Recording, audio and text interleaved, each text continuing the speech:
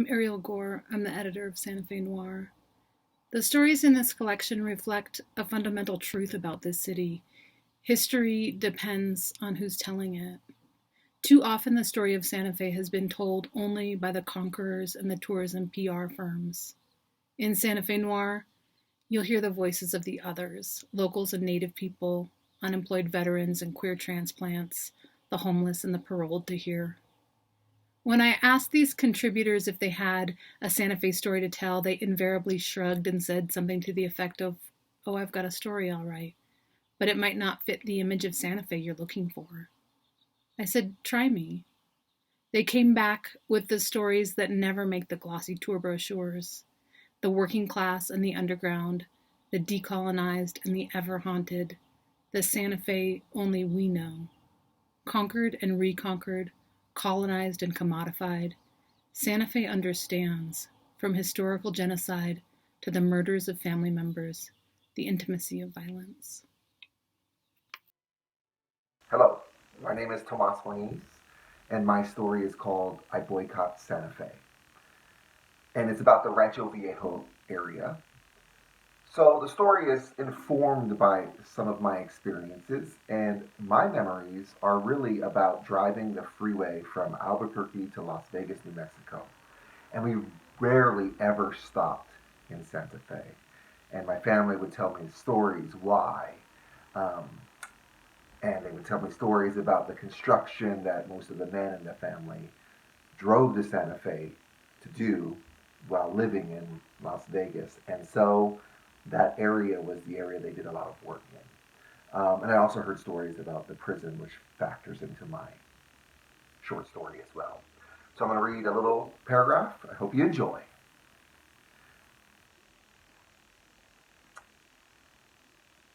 We drove through the night.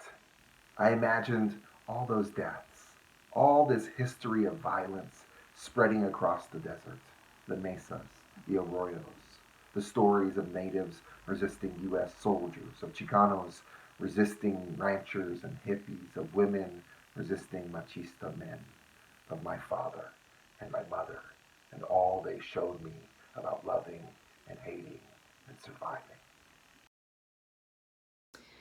Hi, my name is Elizabeth Lee, and I wrote the story Waterfall. I chose the setting of 10,000 Waves, which is a Japanese-style spa in the mountains of Santa Fe, because it's a really inspiring space. It's clean and serene and kind of magical. In fact, I usually feel like I'm in a completely different world when I'm there, with its koi fish and its ponds and footbridges and public baths and really manicured kind of landscaping. And so I thought it was a really kind of nice place to have a contrast of a dark story to happen within. So that's why I chose it. And I'll be reading from the middle of the story. Bella heard from the other therapists about a little girl ghost who lived in Sakura. And though people said she wasn't bad or mean, Bella knew somehow she was a revenge ghost, the kind that her parents spoke of when she was young, stuck between Earth and the afterlife because of some grave injustice done to her. This type of ghost is the most sad and angry, her mother had explained when Bella was 5. They have holes deep inside that can only get filled by getting their revenge. Dead flowers have been disappearing and reappearing in the bathtub of their hallway bathroom. My younger sister fell down a well when she was 3 and drowned. She never got to live the life she was supposed to live, and she's angry for that. I don't blame her. I was supposed to watch her. I didn't. When her mother hit a deer on 495 outside of Boston and died shortly after the crash, neither Bella nor her father asked to see the deer's body or had any questions for the police officers. They knew some circle had completed in the universe. They had both been waiting.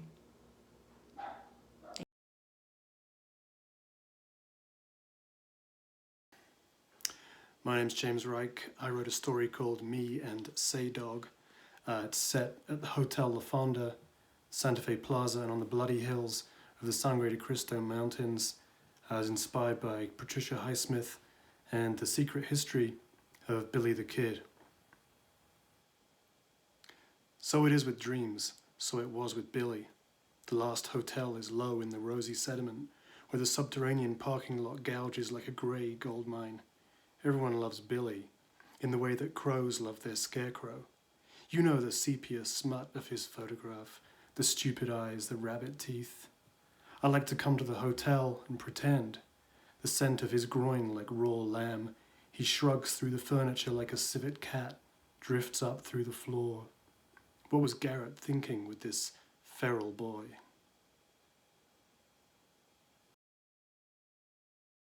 Hi, my name is Anna June, and my story is called The Night of the Flood. It's set in the Casa Solana neighborhood, where, as a teenager, my friends and I haunted the old arroyos late at night. We were, admittedly, still a little afraid of La Llorona, even though we were old enough to know better. The Night of the Flood is about Tina. She's very down on her luck. She's bitter and resentful.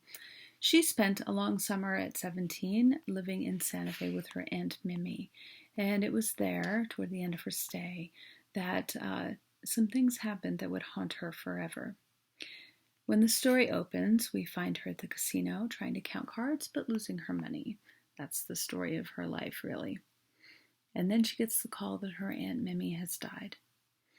A short while later, she receives a mysterious letter written by her Aunt Mimi that draws her back to Santa Fe, filled with some hope, but also a little bit of greed. So in this particular passage, she is remembering the night of the flood, the night of Sosobra, the night that made her never want to return to Santa Fe again. So here's where I lost my shit. I was standing on the edge of the arroyo, watching it chew through itself, basically. The tumbling of rocks and debris sounded like a freight train. I screamed at least once, paced the crumbling edge, and stumbled toward a nearby street. I stood on the sidewalk, barefoot and dripping, screaming my fool head off, when a car rolled up to a stop.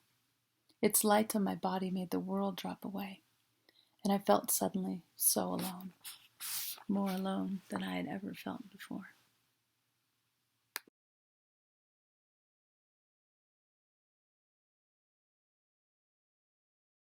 Hi, my name is Candace Walsh, and I wrote the Sandbox story about El Dorado in Santa Fe. And I chose it because it has a certain suburban primness, and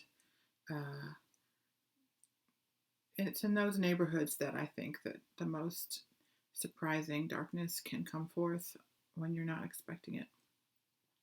I will now read a passage from my story. If you never went to its one bar, you'd imagine El Dorado to be the way it looks from the outside. Clean-cut retirees, families with school-aged children, the occasional hippie woman with a truly impressive garden and pack of rescue dogs. If El Dorado were a body, a healthy, rugged body wearing Toms of Maine deodorant, the bar would be its navel, filled with lint and sweat and dead skin cells.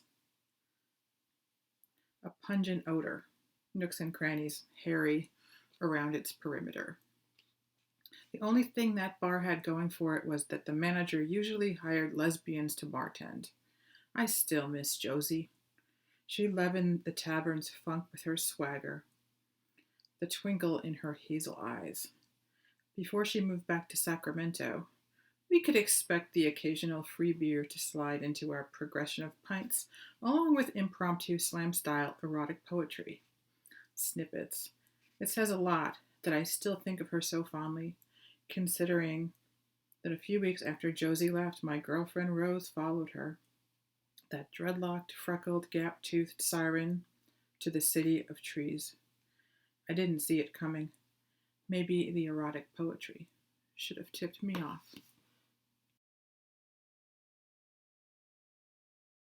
I'm Darryl Lorenzo Wellington. My story is The Homeless Detective.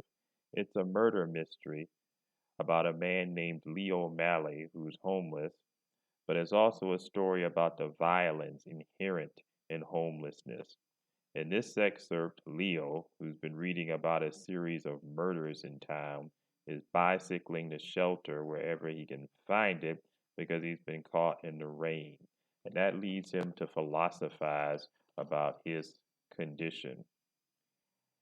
Alley cats, they were his people. The problem remained. His people stank. They couldn't help it. The stink was bearable by himself, or maybe with 2 or 3 tired, woozy, and drunken others. But when they were crowded together in shelter spaces, the stink somehow escalated beyond nausea.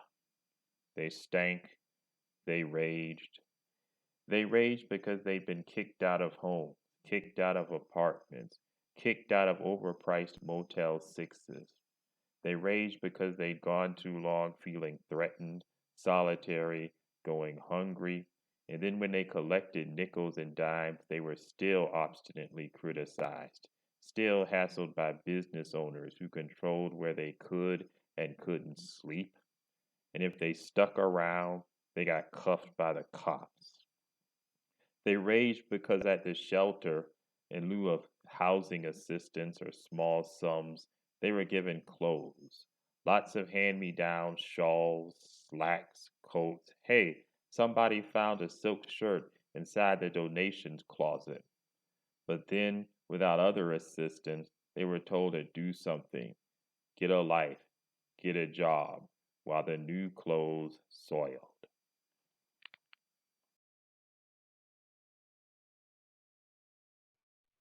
Hey, I'm Cornelia Reed, and I have a story in this thing called The Cask of Los Alamos. As you can tell from the title, it's set in Los Alamos, and the reason I chose it, which Ariel, Gore, a wonderful editor, graciously allowed me to do, was because my father loved the memoirs of the physicist Richard Feynman. And my freshman year English teacher at Carmel High School loved the stories of Edgar Allan Poe, and his favorite was called A Cask of Amontillado. And he said that it had the best first sentence of any short story ever written in the United States, so I figured I would steal it.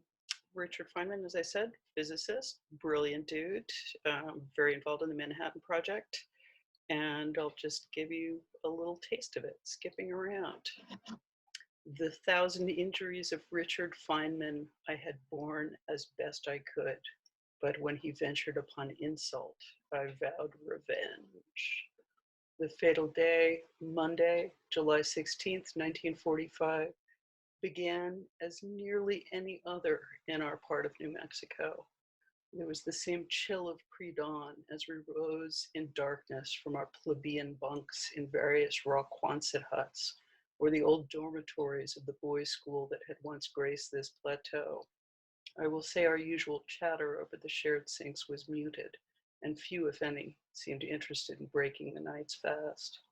There was good reason for this. I'd scheduled my private fete for Dickie Boy to coincide with the first test of our gadget, Trinity, the grand instrument du mort, towards the parturition of which we'd all labored during every conscious moment for the last 4 years. So they're gonna blow up a big bomb, and they'll live through that. But then you have to find out what happens. Good luck. May you all be safe and well.